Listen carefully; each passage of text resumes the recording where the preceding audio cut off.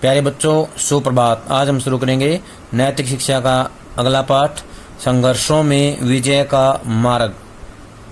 तस्मात् सर्वेषु कालेषु मां नुस्मर युद्धे च मय्यर्पितं नो बुद्धिर मामे वैश्य संशयम। गीता अध्याय 8 श्लोक 7, यानी गीता के अध्याय 8 से 7वां श्लोक लिया गया है। अब हम करेंगे शब्दार्थ। तस्मात् का होता है अतएव, सर्वेषु समस्त सभी, कालेषु समय में, माम मुझे, अनुस्मर स्मरण करते रहो यानी कि याद करते रहो, युद्धे युद्ध करो, च और, मई मुझ में, अर्पित शरणागत होकर, एव निश्चय ही, ऐशस्यसि प्राप्त करोगे, असंशय निसंदेह। श्रीमद् भगवद गीता के 8वें अध्याय के 7वें श्लोक में भगवान श्री कृष्ण अर्जुन को अपने रूप का चिंतन करते हुए युद्ध करने का उपदेश देते हैं या दे रहे हैं। वो कहते हैं, हे अर्जुन, तू सब समय में निरंतर मेरा स्मरण कर और युद्ध भी कर, यानी कि हर पल मुझे याद करता रहे और युद्ध भी करता रहे। इस प्रकार मुझ में अर्पण किए हुए मन बुद्धि से युक्त होकर तू निसंदेह मुझको ही प्राप्त होगा, यानी अंत में तुझे मेरी ही प्राप्ति होगी। कुछ शब्दार्थ हो रहे हैं। वातावरण होता माहौल, मनोबल मानसिक शक्ति, मन का बल, दृढ़ता मजबूती, प्रेरक होता प्रेरणा देने वाला, सार्वभौमिक समस्त भूमंडल से संबंधित, सार्वकालिक सभी कालों में संबंधित या कालों से जुड़ा हुआ, अतिरिक्त अलावा, उकताना ऊब जाना, प्रशस्त बेहतरीन। संघर्षों में विजय का मार्ग पाठ में श्रीमद् भगवद गीता के 8वें अध्याय के 7वें श्लोक को आधार बनाकर हमें संघर्ष करते हुए अपने कर्म करने की प्रेरणा दी गई है। यह संघर्ष एक ओर से बाहरी परिस्थितियों से जुड़ा हुआ है तो दूसरी ओर यह संघर्ष हमारे मन में समाये हुए द्वेष, चिंता, तनाव आदि से संबंधित है, यानी कि जुड़ा हुआ है। पाठ का सार करेंगे। जीवन के संघर्षों में हर समय न घबरा रहे, बस मेरी याद में, मन बुद्धि तू सौंप दे मुझको अब, संशय नहीं पाएगा मुझको तब।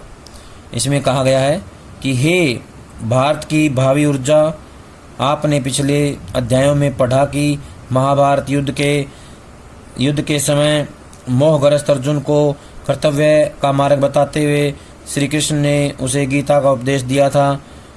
ऊपर दिए गए श्लोक का सरलार्थ आपने पढ़ा। तब भगवान का यह संदेश अर्जुन के लिए था, क्योंकि उस समय महाभारत युद्ध का वातावरण था।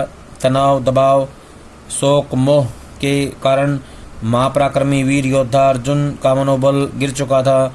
उस समय अर्जुन को 2 चीज़ों की बहुत आवश्यकता थी, युद्ध रूपी कर्तव्य कर्म का पालन, लेकिन कमजोर मन से नहीं, मानसिक दृढ़ता बनाए बगैर नहीं, यानी मन से मजबूत होना चाहिए। मानसिक दृढ़ता बनाए रखकर श्रीमद् भगवद गीता का प्रत्येक श्लोक, प्रत्येक बात प्रेरक है। यहाँ यह प्रेरक भाव आज भी हमें यही संदेश देता है, यानी प्रेरणा देने वाला जो भाव है हमें बताता है, संदेश देता है कि हमें भगवान का स्मरण बनाए रखते हुए युद्ध अर्थात अपने कर्तव्य का पालन करना चाहिए। जो हमारा कर्तव्य है उसको हमें भगवान को याद करते हुए करना चाहिए। प्यारे बच्चों, श्रीमद् भगवद गीता ज्ञान का अक्षय स्रोत है, माध्यम है। वास्तव में गीता सार्वभौमिक और सार्वकालिक ग्रंथ है, इसलिए इसमें समाया हुआ न तो यह संदेश केवल उस महाभारत युद्ध तक के लिए सीमित हो सकता है और न ही केवल अर्जुन के लिए। महाभारत केवल तभी थी, ऐसा नहीं है। प्रत्येक व्यक्ति के जीवन में महाभारत तो आज भी है, अनेक रूपों में है। वैचारिक अर्थों में यह कहा जा सकता है कि जीवन संघर्ष ही महाभारत है। कुछ विचारकों ने तो जीवन की परिभाषा ही संघर्ष के अर्थों में की है। माँ के लिए बच्चे के जन्म से लेकर उसका लालन पालन आदि ये सब संघर्ष ही तो हैं। हर प्रकार के संघर्ष का सामना हम कैसे करें, यह बात श्रीमद् भगवद गीता हमें बताती है, हमारा मार्गदर्शन करती है। प्यारे विद्यार्थियों, एक बार अपने जीवन तथा आसपास के वातावरण पर नज़र डालो और विचार पूर्वक देखो तो आप पाओगे कि पढ़ाई करना, आगे बढ़ना, कहीं प्रवेश के लिए संघर्ष, कहीं आजकल अलग अलग तरह की प्रतियोगिताएं, ये सब संघर्ष ही तो हैं।